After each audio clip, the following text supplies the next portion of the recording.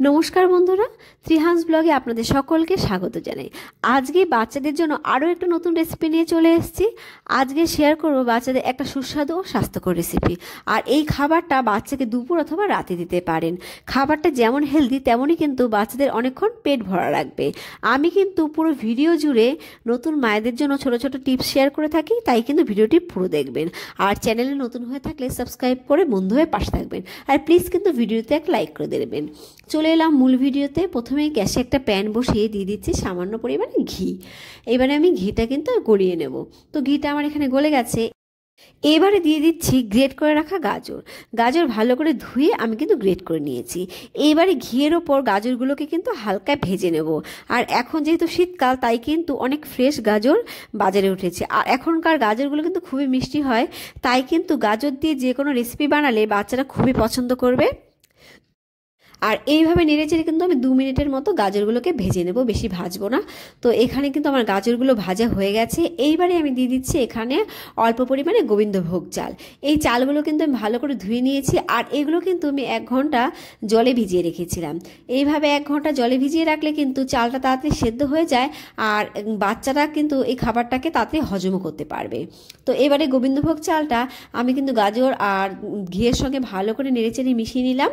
তো এখানে মেশানো হয়ে গেছে। এইবারে দিয়ে দিচ্ছি আমি গরুর দুধ। আর বাচ্চার বয়স যদি 1 বছরের কম হয়, তাহলে কিন্তু এখানে দুধের পরিবর্তে আপনারা কিন্তু খাবারে জল দিয়ে দিতে পারেন।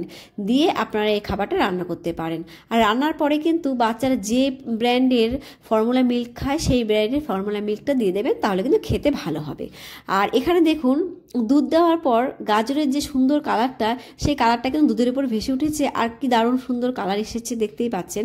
এইবারে আমি কিন্তু গাজর আর চালগুলোকে ভালো করে সেদ্ধ করে নেব। 8 মাসের আগে কিন্তু বাচ্চাকে এই খাবারটা খাওয়ালে কখনোই ঘি ব্যবহার করবেন না।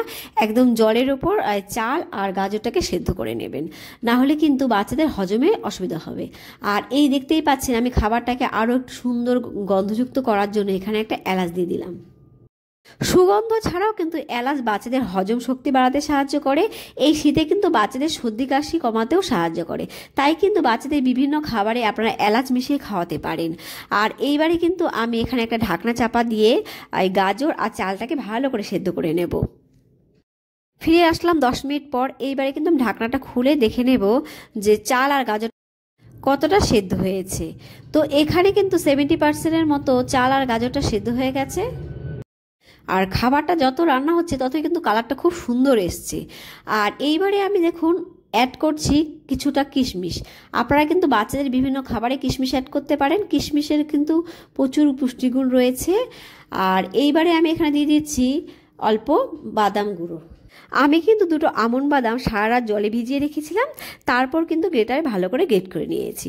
আর বাচ্চারা চিবিয়ে খেতে না পারলে কিন্তু আপনারা বাদামগুলোকে পেস্ট করে নিতে পারেন।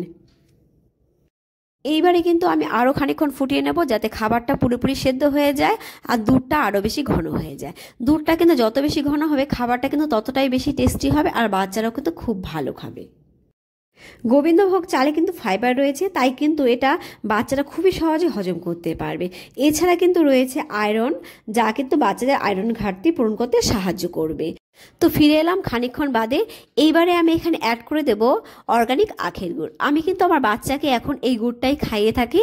আপনারাও কিন্তু বাচ্চাদের বয়স 1 বছর হলে এইভাবে অর্গানিক গুড় খাওয়াতে পারেন। আর বাচ্চার বয়স 1 বছরের কম হলে আপনারা কিন্তু এখানে খেজুরের পিউরি ব্যবহার করতে পারেন। এই খাবারটা বাচ্চাকে রাতে খাওয়ালে কখনোই কিন্তু বাদাম গুঁড়ো ব্যবহার করবেন না। রাতে বাদাম গুঁড়ো খেলে কিন্তু বাচ্চাদের গ্যাস হতে পারে, তাই কিন্তু বাদাম গুঁড়োটা স্কিপ করে রাতে খাওয়াবেন। আর দিনে খাওয়ালে আপনারা বাদাম গুঁড়ো ব্যবহার করতে পারেন। তো দেখুন, এখানে কিন্তু খাবারটা আমার অলমোস্ট তৈরি হয়ে গেছে। আমি আরেকটু নাড়িয়ে নিচ্ছি যাতে আরেকটু ঘন হয়। আর আপনাদের বাচ্চারা যেমন ঘন বা পাতলা খেতে ভালোবাসে, সেই বুঝেই কিন্তু আপনারা নামাবেন। এখন গাজর যেহেতু খুব মিষ্টি, তাই কিন্তু খুব বেশি গুড় ইউজ করলাম না। আর বাচ্চাদের খুব বেশি মিষ্টি বা নুন না খাওয়ানোই ভালো, কারণ না হলে কিন্তু বাচ্চাদের ছোট্ট কিডনিতে সমস্যা হতে পারে।